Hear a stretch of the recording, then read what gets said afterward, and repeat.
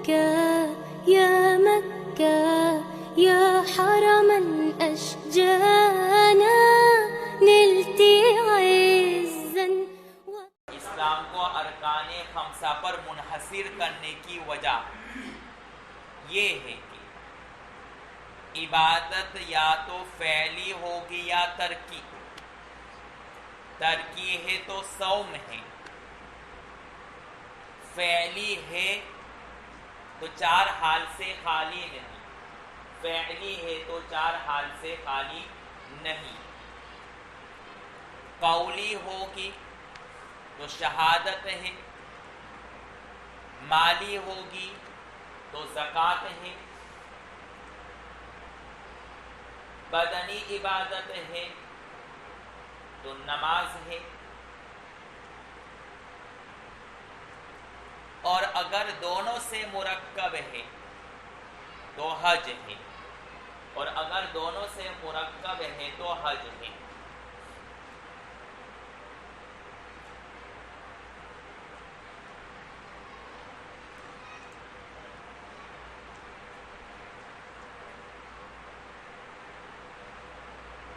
یعنی عبادت کے 5 شعبے ہیں، یعنی عبادت کے 5 شعبے ہیں.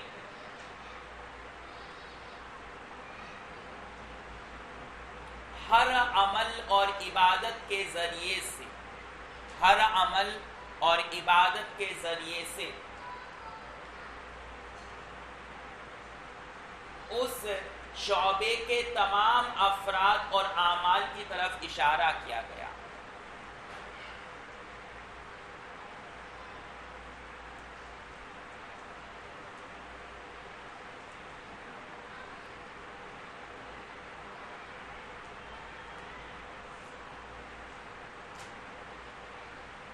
اور یہ شریعت محمدی کی خاصیت ہے کہ کسی شعبے کے ایک جز اور فرد کو بیان کر کے اس شعبے کے تمام افراد کو مراد لیا جاتا ہے. جیسے قرآن پاک میں ہے کہ اپنے والدین کو اف نہ کہو، یعنی اف کے ذریعے سے ایذا نہ دو، تکلیف نہ دو.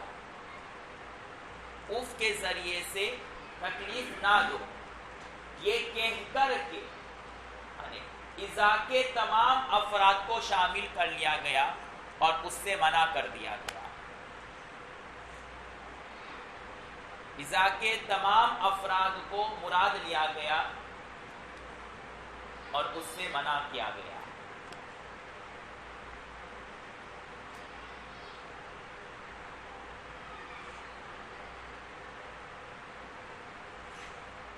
یا وجہ حسر یہ بھی ہو سکتی ہے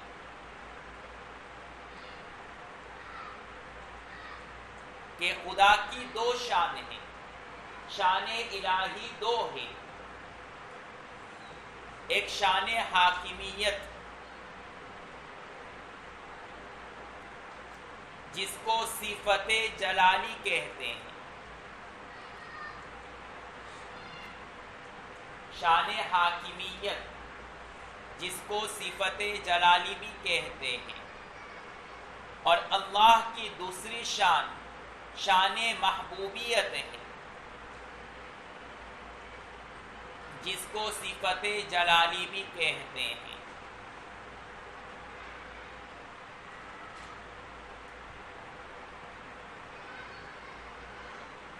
تو نماز اور زکوٰۃ اور دوسری شان شان محبوبیت ہے جس کو صفت جمالی بھی کہتے ہیں، صفت جمالی بھی کہتے ہیں. نماز اور زکوٰۃ مظہر شان حاکمیت ہے، نماز اور زکوٰۃ مظہر شان حاکمیت ہے.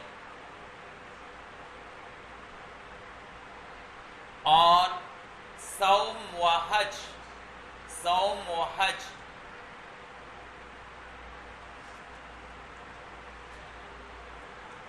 شان محبوبیت کا مظہر ہے۔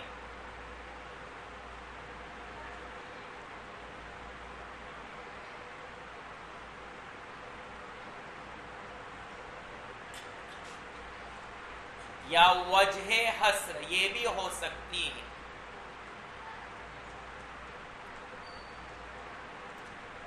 کہ انسان 4 چیزوں سے مرکب ہے: آگ، پانی، مٹی اور ہوا۔ انسان 4 چیزوں سے مرکب ہے: آگ، پانی، مٹی اور ہوا۔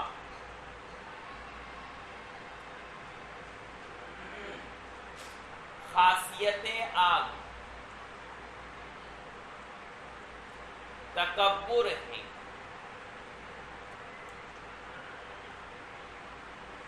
جس کو دبانے کے لیے نماز مشروع کی گئی۔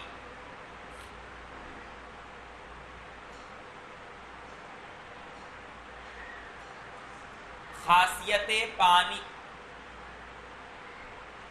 حرص ہے، خاصیت پانی حرص ہے، جس کو دبانے کے لیے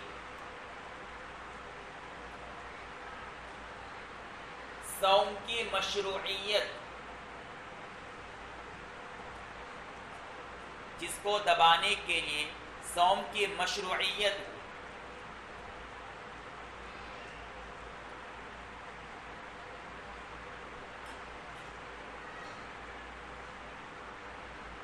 اور مٹی کی خاصیت بخل ہے، اور مٹی کی خاصیت بخل ہے، جس کو مٹانے کے لیے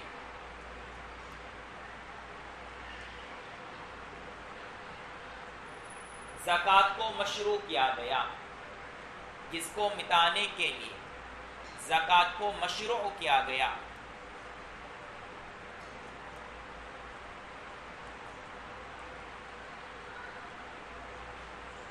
اور ہوا کی خاصیت انانیت، اور ہوا کی خاصیت انانیت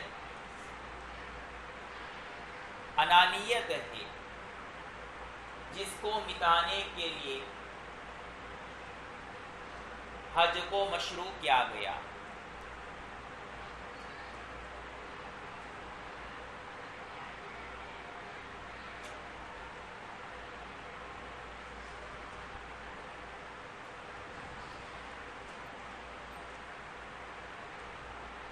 ارکان اسلام میں سے جہاد بھی اہم ترین رکن ہے، پھر بھی حدیث میں اس کا ذکر نہیں کیا گیا۔ ارکان اسلام میں سے جہاد بھی اہم ترین رکن ہے، لیکن پھر بھی حدیث میں اس کا ذکر نہیں کیا گیا، اس لیے کہ حج فرض کفایہ ہے۔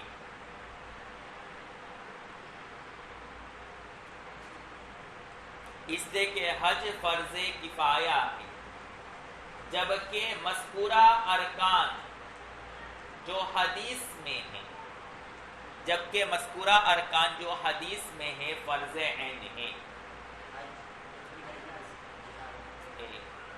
جہاد، ہاں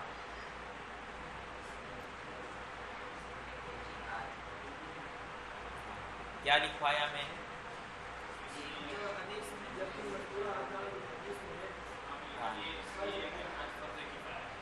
نہیں، جہاد فرض کفایہ ہے، ٹھیک ہے، جہاد فرض کفایہ ہے۔ حدیث میں جہاد کا ذکر نہیں کیا گیا، اس لیے کہ حج فرض کفایہ ہے، یہ جہاد فرض کفایہ ہے، اور مذکورہ امور جو حدیث میں ہیں، مذکورہ ارکان جو حدیث میں ہیں، وہ فرض عین ہیں۔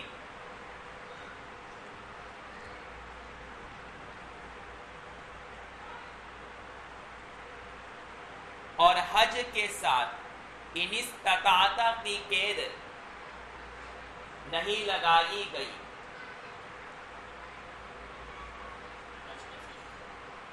حج کے ساتھ ان استطاعت کی قید نہیں لگائی.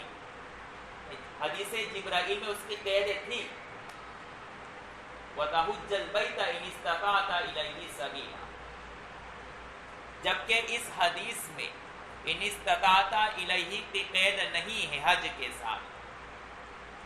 اس قید اور شرط کے مشہور ہونے کی وجہ سے اس کو ترک کر دیا گیا. اس قید کے مشہور ہونے کی وجہ سے، اس قید اور شرط کے مشہور ہونے کی وجہ سے اس کو ترک کر دیا گیا ہے.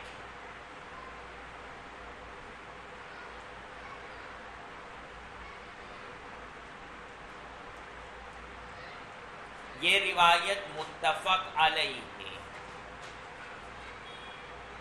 یعنی مسلم اور بخاری نے دونوں نے اس روایت کو ذکر کیا ہے،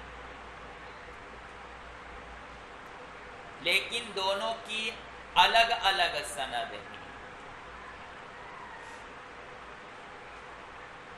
بخاری کی سند عن سعد بن عبادہ عن ابن عمر،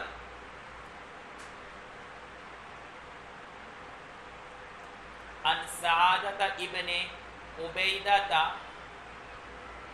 عن ابن عمر عن النبی علیہ السلام قال، پوری حدیث لکھی تھی، بنی الاسلام علی خمس، بنی الاسلام علی خمس، شہادتی اللہ الہ الا اللہ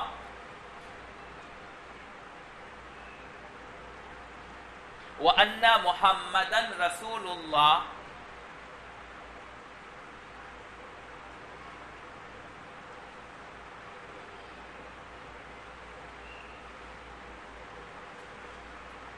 وَأَنَّ مُحَمَّدًا عَبْدُهُ وَرَسُولُهُ وَأَنَّ مُحَمَّدًا عَبْدُهُ وَرَسُولُهُ وَإِقَامِ الصَّلَاةِ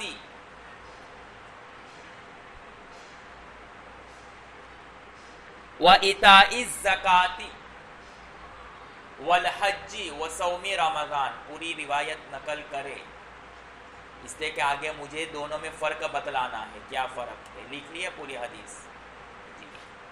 اور مسلم شریف کی روایت عن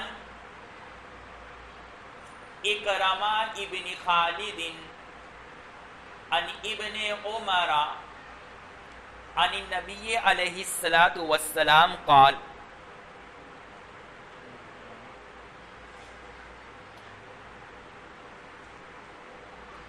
عن اکرمہ بن خالد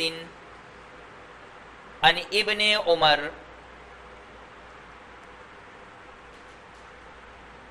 عن النبی علیہ السلام قال، بنی الاسلام علی خمس،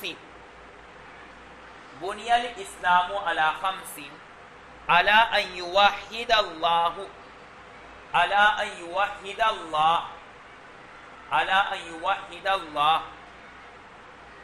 وإقام الصلاة، وإقام الصلاة، وإيتاء الزكاة، وإيتاء الزكاة، وصيام رمضان، والحج، والحج.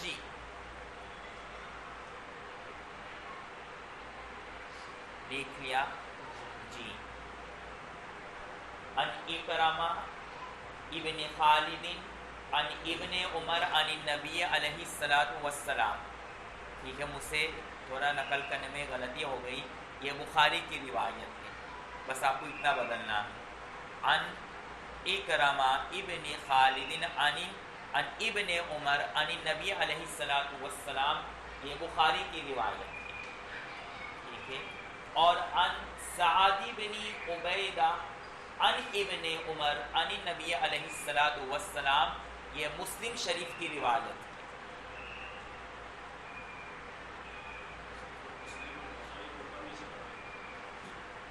ہاں ہوئی ہیں۔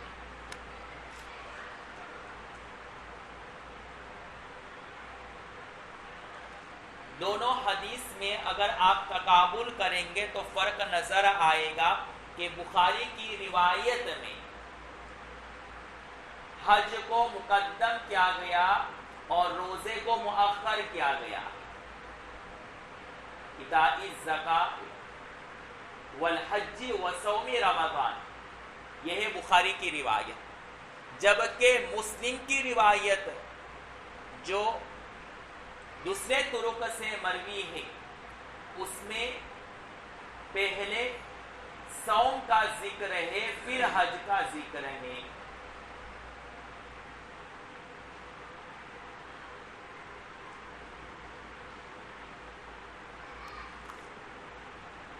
ٹھیک ہے، تو یہاں پر کتاب میں جو روایت ہے مشکات میں، وہ کون سی روایت لی گئی ہے؟ بخاری کی روایت، جو ترتیب بخاری کی ہے اس ترتیب کا لحاظ کرتے ہوئے یہاں پر روایت ہے مشکات اس کتاب میں، ٹھیک ہے، جس میں مقدم حج ہے اور مؤخر صوم ہے، اور مسلم میں مقدم صوم ہے اور مؤخر حج ہے۔ جی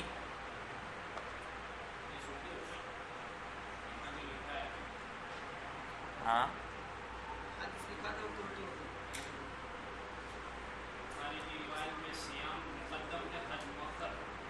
نہیں، بخاری میں حج مقدم ہے اور صوم مؤخر ہے، ٹھیک ہے، حج مقدم ہے اور صوم مؤخر ہے، اور مسلم میں صوم مقدم ہے اور حج مؤخر ہے۔ بات سمجھ میں آ گئی؟ جی، تو کتاب کے اندر جو ترتیب موجود ہے وہ کون سی ترتیب ہے؟ بخاری کی، جس میں حج مقدم اور صوم مؤخر، اور مسلم میں جو روایت ہے اس میں صیام کو مقدم کیا گیا ہے اور حج کو مؤخر کیا گیا ہے۔ یہ جو تبدیل اور تاخیر ہوئی ہے یہ روات کی طرف سے ہیں، یعنی یہ روات کی طرف سے ہیں، بالفاظ دیگر یہ روایت بالمعنی ہے، اختلاف رواة سے اختلاف الفاظ ہوا ہے۔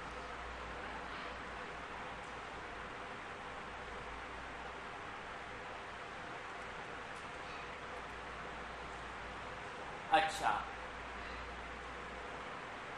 جہاں اس حدیث کے راوی ابن عمر اتباع سنت کے اس قدر عاشق، جیسا کہ آپ نے صبح میں پڑھا کہ اللہ کے رسول نے جن جن اسفار میں جہاں جہاں قیام کیا تھا وہاں ابن عمر نے قیام کیا، اور جہاں اللہ کے رسول نے اپنی سواری بٹھائی وہاں ابن عمر نے بھی اپنی سواری بٹھائی، بلکہ جس جگہ پر اللہ کے رسول نے قضاء حاجت کیا ہے، ضرورت نہیں تھی، پھر بھی تشبہ بالقضاء الحاجت کو اختیار کیا، تو وہاں اس حدیث کے ناقل امام بخاری بھی اتباع سنت کے اس قدر عاشق کہ بخاری میں کتاب الایمان کو مقدم کیا، اس لیے کہ حدیث میں جو سند سے جس سند سے ان کو حدیث پہنچے اس میں شہادت ہے، ایمان ہے، اور دوسرے نمبر پر امام بخاری نے کتاب الصلاۃ کو ذکر کیا، اس لیے کہ حدیث میں کتاب الصلاۃ ہے، اور تیسرے نمبر پر انہوں نے کتاب الزکاۃ کو ذکر کیا، اس لیے کہ بنیاد اسلام علی خمسین کی حدیث میں زکوٰۃ تیسرے نمبر پر ہے، اور چوتھے نمبر پر کتاب الحج کو بیان کیا اس حدیث کی اتباع میں جو ان کو جس سند سے پہنچی ہے، اور پانچویں نمبر پر انہوں نے کتاب الصیام اور صوم کو ذکر کیا۔ سمجھ میں آ گئی بات؟ جی، حالانکہ عام فقہا اور مصنفین کا حال یہ ہوتا ہے کہ پہلے کتاب الصوم اور آخر میں کتاب الحج کو لاتے ہیں۔ وقایہ کو دیکھ لیجئے گا، ہدایہ کو دیکھ لیجئے گا، اور دیگر کتابوں کو دیکھ لیں، اس کتاب کو بھی دیکھ لیں، مشکات کو، سب ہی نے حج کو آخر میں ذکر کیا ہے۔ ٹھیک جی، یہاں پر پوری بات ختم ہو گئی۔ اب میں نے آپ کو جو کاپی میں بات لکھوائی ہے یہ قدر تفصیل ہے، اس میں کچھ تفصیل ہے جو دلیل حصر میں نے آپ کے سامنے پیش کیا ہے ارکان خمسہ کی، ٹھیک ہے، وہ صرف اس کا خلاصہ لکھوایا، اس لیے اتنا وقت نہیں کہ اس کو ہر چیز تفصیل سے لکھا جائے۔ پہلی دلیل حصر تو بالکل واضح ہے کہ 5 عبادت ہیں، کچھ عبادتیں ترکی ہے، کچھ قولی ہے، کچھ عبادتیں بدنی ہیں، کچھ عبادتیں مالی ہیں، کچھ عبادتیں ایسی ہیں جو بدن اور مال دونوں سے مرکب ہے۔ تو یہ ایمان اسلام کے مستقل شعبے ہیں، یعنی ہر شعبے میں سے ایک فرد اور ایک عبادت کو بطور مثال کے پیش کر دیا اور اس مستقل شعبے کی طرف اشارہ کر دیا، ٹھیک ہے۔ ترکی عبادت کے لیے مثال کے لیے صوم کو ذکر کر دیا اور اس میں جتنے بھی متروکات ہے وہ ساری چیزیں اس میں آگے، جتنی بھی منہیات ان سے بچنا ہے، ٹھیک ہے۔ اور قولی عبادت میں جتنی بھی چیز قول سے متعلق ہے وہ شریعت کے مطابق کرے، اور جو چیز قولاً شریعت کے خلاف ہے اس سے بچے، یعنی غیبت، دان، چغلی وغیرہ، یعنی الی آخری، اس طریقے سے آپ ہر چیز کو سمجھ لیں۔ یہ تو ایک وجہ حصر۔ اس سے معلوم ہوا کہ اس حدیث میں صرف اسلام کا مطلب یہ نہیں سمجھایا گیا ہے کہ صرف اسلام انہی 5 عبادتوں کا نام ہے، حالانکہ بہت سارے جہالہ اسلام انہی 5 عبادتوں کو سمجھتے ہیں۔ یہ تو صرف بطور مثال کے دیا گیا ہے اور بتلا دیا گیا ہے کہ اسلام صرف ان 5 عبادتوں کا نام نہیں ہے، بلکہ اللہ کے رسول صلی اللہ علیہ وسلم کی طرف سے لائے ہوئے تمام معمورات اور احکام یہ اسلام ہے، ان کے اوپر آپ عمل کریں گے تو اسلام کا خیمہ مکمل طور پر اور اچھی طریقے سے قائم رہے گا، اور اگر اس میں کہیں بھی کمی آئی تو اسلام کے خیمے میں کمی آئے گی، ٹھیک۔ دوسری دلیل حصر اور وجہ حصر، اللہ کی 2 شان ہیں، شان حاکمیت اور شان محبوبیت۔ شان حاکمیت کا تقاضا یہ ہے کہ بندوں پر حکومت کی جاوے اور اس میں رتی برابر کی رعایت نہ کی جاوے، اسی وجہ سے اللہ نے نماز میں اگر کسی نے بھول سے بول لیا یا کھا لیا تو نماز گئی۔ حاکم اپنے حکم میں رتی برابر غلطی کی گنجائش برداشت نہیں کرتا ہے، فوراً اس کی پکڑ ہو جاتی ہے، ٹھیک ہے۔ اور مال کے باب میں اللہ نے اپنی شانی حاکمیت کا اظہار اس طریقے سے کیا کہ اگر آپ نے نصاب جو مخصوص مقدار ہے اس میں اگر کمی بیشی کی تو کل قیامت کے دن ایک گنجا سانپ اس کو اوپر بٹھا دیا جائے گا اور وہ سانپ کہتا رہے گا مالی مالی میں تمہارا مال ہوں۔ اتنی سخت ترین وعید اور عذاب، اور سانپ کا حال کیا ہے؟ حدیث میں آتا ہے کہ اس کو کھاتا رہے گا۔ دنیاوی سانپ کا حال یہ ہے کہ ایک مرتبہ ڈسنے سے انسان کی جان چلی جاتی ہے، تو یہ تو بار بار اس کو کھاتا رہے گا، اس کو کس قدر تکلیف ہوگی انسان اس کا احساس نہیں کر سکتا۔ اور جہاں خالق کے اندر شان حاکمیت موجود ہوتی ہے تو وہاں حاکم کے اندر شان محبوبیت بھی موجود ہوتی ہے، حاکم کے ساتھ ساتھ محبوب ہونا بھی ضروری ہے۔ اور شان محبوبیت کے اظہار کے لیے اللہ نے 2 عبادتوں کو مشروع کیا، ایک ہے روزہ اور دوسرا ہے حج۔ روزے میں اتنی شان محبوبیت ٹپکتی ہے کہ اگر کھا لیا بھول سے تو کہہ دیا گیا کہ اس کو کھا لینے دو، اگر کمزور ہے اس کو منع مت کرو، جتنا کھانا ہو پیٹ بھر کر کے کھا لینے دو، ٹھیک ہے، وہاں کوئی پکڑ کر نہیں ہے۔ اور حج میں یہ کہہ دیا گیا کہ اس کو جس قدر اپنی محبت کا اظہار میرے راستے میں کرنا ہے کر لینے دو، چاہے وہ پراگندہ رہے، چاہے عطر وغیرہ استعمال نہ کریں، ٹھیک ہے۔ اور کسی سے محبت کی جاتی ہے 4 چیزوں کی وجہ سے۔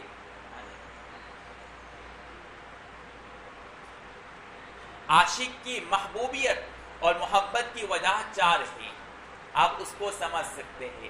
جمال، निवाल जिसको एहसान कह सकते हैं, करावत और कमाल, हाँ नहीं, तो जमाल, निवाल, कमाल और करावत। जमाल का हाल ये है इन्नल्लाह जमीलुन व युहिब्बुल जमाल। और वो वाकया मैंने सुनाया कि मुफ्ती साहब ने कहा कि हम दूसरे निकाह का फतवा नहीं दे सकते तुम्हारी खूबसूरती को देख करके, लेकिन वो औरत मुझे ये सबक सिखा कर के गई कि जब उस औरत को अपने हुस्न पर इस कदर फख्र है तो जो हुस्न जमाल का मखज़न है उसके हुस्न का आलम क्या होगा, इंसान उसकी कल्पना नहीं कर सकता है। फिर दूसरी हदीस में ये कहा गया कि क़यामत के दिन जब सारे लोग जन्नती जन्नत में चले जाएंगे तो दाऊद अलैहिस्सलाम को तिलावत का हुक्म दिया जाएगा और जन्नती कहेंगे कि उससे बड़ी कोई नेमत नहीं है। फिर कहा जाएगा कि अभी और एक नेमत बाकी है। कहा कि वो कौन सी नेमत है? कहा अल्लाह के रसूल तिलावत करेंगे, फिर उनकी तिलावत को सुनकर के लोग महजूज और अश करते हो जाएंगे और कहेंगे कि उससे बेहतरीन सुर और आवाज़ हमने नहीं सुनी। कहा कि अभी भी जन्नती नेमत बाकी है तुम लोग, तो और बरकत कौन सी नेमत है? तो कहा कि जिस ज़ात ने उस कलाम को उतारा उसकी तिलावत बाकी है। जब उसकी तिलावत को सुनेंगे तो और जन्नती अश करते हो जाएंगे कि ऐसा हसीन सौत हमने आज तक नहीं सुना। फिर उसके बाद अल्लाह कहेंगे कि अभी भी एक और नेमत बाकी है। तो कहा कि और उससे बढ़कर क्या नेमत हो सकती है? तो कहा कि अभी मेरे हुस्न जमाल का दीदार बाकी है। जब सारे पर्दे हटा दिए जाएंगे तो इंसान की आंखें चकाचौंध हो जाएगी और उस हुस्न जमाल में मुस्तगरक हो जाएंगे। यह इन्नल्लाह जमीलुन युहिब्बुल जमाल। हाँ नहीं, तो आशिक इंसान जिससे मोहब्बत करता है, हाँ नहीं, तो वो आशिक किस वजह से मोहब्बत करता है? उसके जमाल की वजह से। और आशिक की मोहब्बत करने की दूसरी वजह क्या होती है? कमाल। और अल्लाह के कमालात अज़हर मिन अश-शम्स से है। जो जितने भी कमालात इंसान के अंदर है वो सारे मिन जानिबिल्लाह मुस्तफ़ाद है। तो जिस इंसान के अंदर इस कदर कमालात है, तो उस खाली के कायनात के अंदर कितने कमालात है इंसान उसकी कल्पना नहीं कर सकता। ठीक है जी। और तीसरी वजह है निवाल, एहसान। हाँ, तो आशिक इंसान कब होता है किसी पर? जबकि उसके बेशुमार एहसानात हो। और अल्लाह के एहसानात का आलम क्या है? कुरान कहता है इन तउद्दु निअमतल्लाहि ला तुहसूहा। ठीक है। और किसी शायर ने क्या कहा? अता देखी तो रब की देखी, वरना कौन देता है किसी को महबूब अपना। उससे बढ़कर के कोई अता हो ही नहीं सकती, उससे बढ़कर के कोई निवाल और एहसान हो ही नहीं सकता। ठीक है। और चौथी वजह करावत है ना, उसके बारे में कुरान कहता है क्या है? अक़रबु मिन हब्लिल वरीद। उससे आगे क्या है?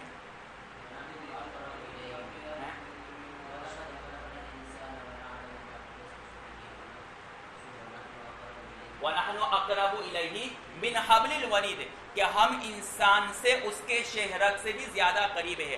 हजरत थानवी रहमतुल्लाहि अलैहि फरमाते हैं कि इंसान के जो अपने ज़ाती अवसाफ है, कारी होना, आलिम होना, इंसान होना, वो अवसाफ इंसान से इतने करीब नहीं जितना अल्लाह की ज़ात उससे करीब है। हैरत की बात है कि नहीं जी? क्यों? उसको मिसाल से समझे। दो कागज को दो कागज से गुण के जरिए से मिलाए तो दोनों कागजों में जितनी कुर्बत है वो इतनी नहीं है जितने गुण को उस कागज से है। ठीक है, ये दो कागज है, उसको गुण से मिला दिया गया तो दोनों कागजों में इतनी कुर्बत नहीं होगी जितना उस वास्ते यानी गुण को उस कागज से कुर्बत है। तो ये जितने भी अवसाफ है वो अल्लाह के वास्ते से मुस्तफाद है, तो अल्लाह वास्ता हुआ और वास्ता शै से ज्यादा करीब होता है अवसाफ के मुकाबले में। ठीक जी, इसलिए कहा वनहनु अक़रबु इलैहि मिन हब्लिल वरीद, इतना करीब है इंसान अल्लाह से। کہ اس کے جو اوصاف، اس کے جو ذاتی کمالات ہیں وہ بھی اتنے قریب نہیں جتنا اللہ کی ذات اس سے قریب ہے. تو جب کسی کے اندر اتنی ساری شان محبوبیت پائی جاتی ہے تو عاشق کا کام یہ ہے کہ اس کی محبت میں ما سوا اللہ کو ترک کر کے صرف اللہ اللہ کا ذکر کرتا رہے اور اس کے لیے شہادت ہے. اور پھر عاشق کا دوسرا کام یہ ہے کہ انتہائی تعظیم سے اس کے سامنے اپنے سر کو جھکا دے، اس کا مظہر نماز ہے. اور پھر عاشق کا تیسرا کام یہ ہے کہ اس کی محبت میں اس قدر فنا ہو جاوے کہ اس کی گھوٹی مٹ جاوے، اس کا مظہر صوم ہے. اور عاشق کی آخری انتہا کہ اس قدر اپنے آپ کو مٹا دے کہ ہر دیوار میں اللہ نظر آ جاوے اور ہر گلی میں اللہ نظر آ جاوے اور سب کچھ اپنے وطن اپنے گھر بار کو چھوڑ کر کے اللہ کے دیار میں جا پہنچے، اور اس کا مظہر حج ہے. ٹھیک ہے جی. تو اس وجہ سے اس حدیث میں ان 4 عبادتوں کو خاص طور پر ذکر کیا گیا ہے، اور بھی بہت کچھ لکھا گیا ہے.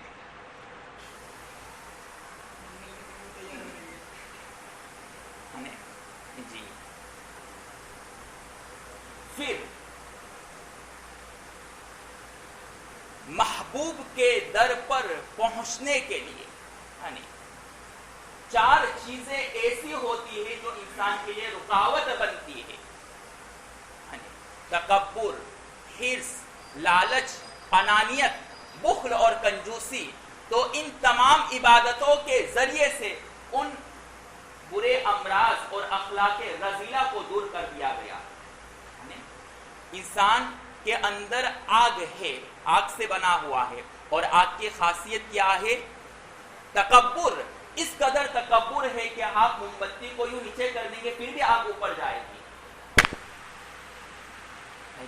اس تکبر کو مٹانے کے لیے اللہ نے کہا کہ جس ناک کی وجہ سے تو ہمیشہ تکبر کرتا کہ میرا ناک کٹ گیا، اسی ناک کو تم سب سے پہلے میرے زمین پر جھکا دو. تکبر کو ختم کر دیا گیا وہاں سے، تکبر کے جڑ ہی کو ختم کر دیا. اور انسان کے اندر مٹی پانی بھی ہے، وہ پانی سے بھی بنا ہے، اور پانی کی خاصیت کیا ہے؟ لالچ، حرص. اس قدر لالچ ہے کہ جب سیلاب آ جائے تو اپنے ساتھ تمام چیزوں کو بہہ کر کے لے جاتی ہے. یہی حال انسان کا ہے کہ سب کچھ ہوتے ہوئے بھی اس کی نظر دوسرے پر ہوتی ہے، دوسرے کے مال پر ہوتی ہے. اسی وجہ سے حدیث میں آتا ہے کہ 1 وادی مل جائے تو تمنا کرے گا 2 وادی مل جائے، 2 مل جائے تو 4، اور اس کی اس بھوک کو صرف مٹی ہی مٹا سکتی ہے. اس قدر حرص ہے. اور اس حرص اور لالچ کو مٹانے کے لیے اللہ نے کہا زکوٰۃ دو. کیا دو؟ زکوٰۃ دو. پھر انسان کے اندر مٹی کی صفت ہے، اور مٹی کی خاصیت کیا ہے؟ بخل. اتنی کنجوس ہے مٹی کہ اپنا سونا اور اپنے خزانے تب تک نہیں دیتی ہے جب تک کہ انسان ہزاروں فٹ اس کو کھود کر کے نہ نکالے. تو یہی خاصیت انسان کے اندر موجود ہے، اور اسی خاصیت اور اس رذیل بیماری کو ختم کرنے کے لیے اللہ نے زکوٰۃ دینے کا حکم دیا. نہیں، صوم یعنی روزے رکھنے کا حکم دیا. کیوں؟ اس لیے کہ روزے کی نہیں، بخل کے لیے زکوٰۃ، بخل کے لیے زکوٰۃ، اور حرص اور لالچ کو ختم کرنے کے لیے صوم. کیسے؟ کہ آپ کا دل کہہ رہا ہے افطاری کے وقت کہ کچھ کھاؤ، دل لالچ کر رہا ہے، نفس لالچ کر رہا ہے، پھر بھی آپ نہیں کھا رہے، تو اس لالچ کو کس سے مٹا رہے؟ صوم سے. ہوتا نہیں؟ بہت انسان للچائی نظروں سے دیکھتا ہے اس ٹائم پر کہ کچھ مل جائے، ٹھیک ہے، بہت للچائی نظر سے. اور جب ہم بچپن میں تھے تو ہم سوچتے تھے کہ کاش کہ اللہ تعالیٰ پورے دن میں 1 مرتبہ ٹھنڈا پانی پینے کی اجازت دیتے روزے میں. اس طرح سوچتے تھے. وہ نادانی کا زمانہ تھا. شاید آپ بھی کبھی اس طرح غور و فکر کیا ہوں گے بچپن میں جب روزہ رکھا ہوگا. جی. اور انسان کی خاصیت ہے انانیت، ہے نا؟ یہ ہوا کے اندر موجود ہے. ہوا کے اندر اس قدر انانیت موجود ہے کہ اگر غبارے میں آپ زائد ہوا بھر دو تو غبارہ پھٹ جائے گا. کیوں؟ ہوا کہے گی کہ میں تھی یہاں پر، پھر دوسری تو کیوں آئی؟ تو بھی جاؤ، میں بھی جاؤ، میری جگہ پر کوئی نہ آئے، ہے نا؟ ہاں. اور ایسی ٹھنڈا ہوا پھینک رہی ہے اب دروازہ کھول لیا باہر سے آیا تو وہ اے سی والے ہوا کہ کیوں تو اس کو اندر آنے دیا. اب پورے روم کو کولنگ ختم کر دو اور گرم کر دو. اتنی انانیت اس کے اندر بری ہوئی ہے. اسی انانیت کی شان کو ختم کرنے کے لیے بیت اللہ کا حج کروایا جا رہا ہے، اس لیے کہ وہاں انسان کی پوری شان ختم ہو جاتی ہے. انسان کبھی اپنے لباس سے بھی پہچانا جاتا ہے کہ وہ بڑا شان والا ہے، لیکن اس شان کو بھی ختم کر دیا. سب کے لباس یکساں، سب کے لباس یکساں، غلام، آقا، غریب، فقیر، مالدار، سب برابر. وہاں کوئی بڑا سے بڑا آدمی بھی آ جاوے تو حبشی جو غلام ہوتے ہیں نا، وہاں جو حبشہ کے آتے ہیں اس کو دھکے مار کر کے پھینک دیں گے. تو کون ہوتا ہے، ہمیں جانے دے وہاں حجر اسود کے پاس. ٹھیک ہے، تو وہاں سارا تکبر، ساری انانیت ختم ہو جاتی ہے. اب جب یہ سارے رذائل انسان کے اندر سے ختم ہو گئے ان چار عبادتوں کو ادا کر کے، تو اب وہ واقعتاً حقیقی عاشق بننے کا لائق ہو گیا. چلیے جائیے.